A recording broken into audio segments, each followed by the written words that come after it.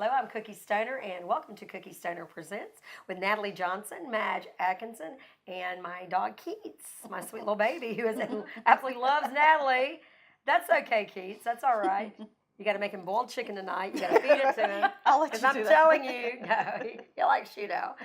We were talking, and as I said, I love being able to see you two sit here, just be normal, be happy in your relationship, but. You know, you were talking about the fear, and as I was telling you, I've heard people say because I do officiate weddings, and I started in 2015, with same-sex marriage here in Alabama before it became a federal law, and I remember hearing people say that. Well, it's okay as long as they don't throw it in my face, and they would think that this is throwing it in your face, and so it'd be like, okay, so a heterosexual couple. It's not throwing it in your face, but yet this is somehow offensive, and yet this is the most natural thing. And so you were saying the younger generation doesn't understand how frightening it used to be. Do y'all feel that y'all can be open everywhere? Which you should be able to, but are y'all openly affectionate, say, if you go to a movie theater here in North Alabama or, the Huntsville area, or do y'all... I know you are in the church because your church is, open church, safe obviously. Place. A safe place. But do you there you go, that's the term. Yeah. Do you have to have a safe place or not? I do, but that a lot has to do with the different coming out stories we had. With mine, it was so long ago, and You've been in a place where you've experienced fear. Yes. I got the dog hair. The dog hair, that's okay. That comes for free. I gave you some water and dog hair. That's what I get for putting lipstick on. That's right, exactly. Yeah, that's free here. But yeah, I think I have a little bit more natural fear because of what I've gone through, and she came out more recently, and so she fortunately has not got to experience a lot of that. So. I have not. And you not in and that's you said that coming out when there was the time that you went to being bar friendly and going to gay bars, which was the only place you really had. Yeah.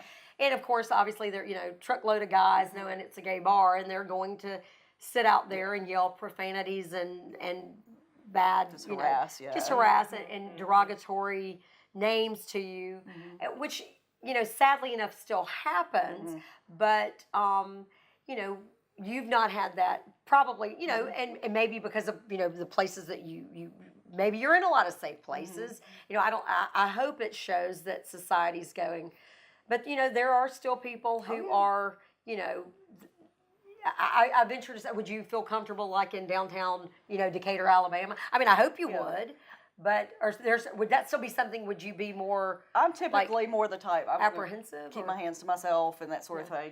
She'll touch me or something. I'm like, yeah. Just so. But we laugh at that. Yeah. But once again, and I think that's just another thing that I just go, how sad. How sad that you just have, that first of all, it's about love. Yeah. And it's not about. And it's really, you see some couples and you go, well, you know what? God has made somebody for everybody. And I'm so glad that this couple's together. A heterosexual couple, like, well, I'm so glad that, But I don't sit there and tell them how to live their life. Like, you really need somebody different, or you're better than, and I'm somewhat kind of joking because that's just all the outward appearance. But, I don't sit there and worry about what other people do, but yet that's that somehow this would bother, someone. Well, like I said, I think a lot of it's just based on experience. If you haven't had the negative experience, I think you're much more open with yourself. But I am from that old school where I do need a safe space. I do need to know whether or not it's a safe space.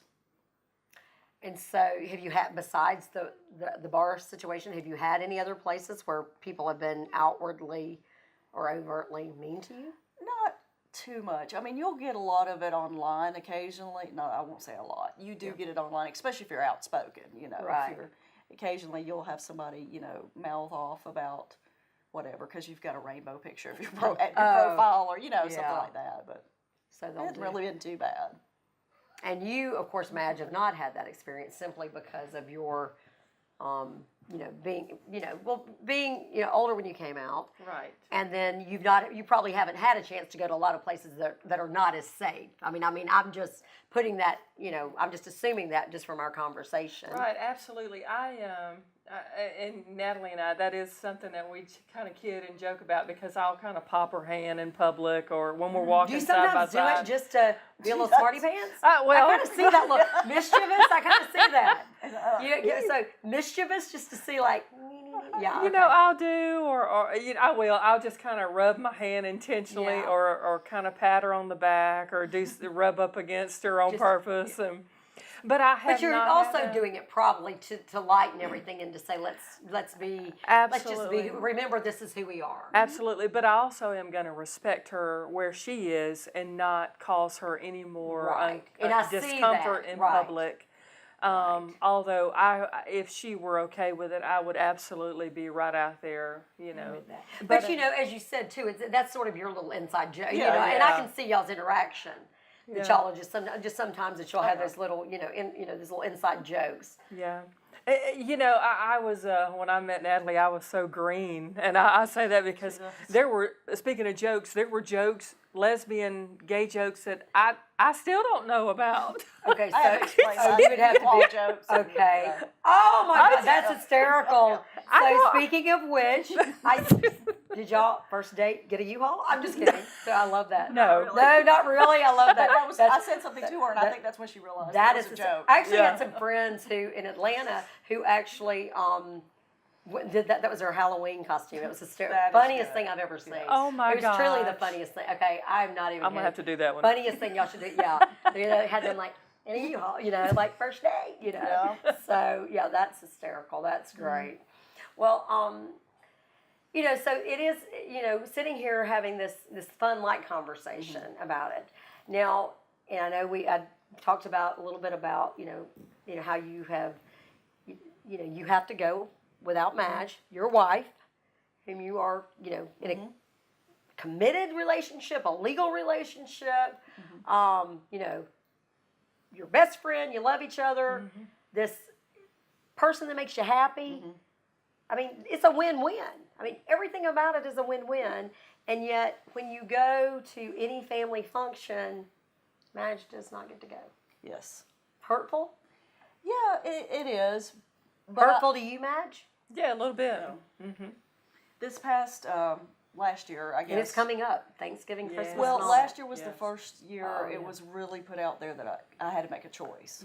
Oh. And she has two sons, one of which happened to be down for Christmas last year. And I was invited to go to Christmas at my parents' if I left them at home on Christmas Day. And I just couldn't do that. So you did not go to your parents. You stayed with. I stayed with my wife and stepchild. And I really commend you on that.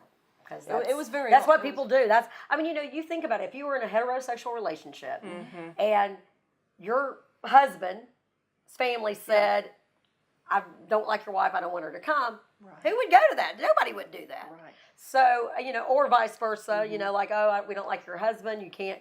Unless he had done something over the the table or had done something inappropriate or had disrupted or whatever. But this is just because of who you two are, and and that was hard. Good for a lot of times, Wow, that must have meant a lot, right?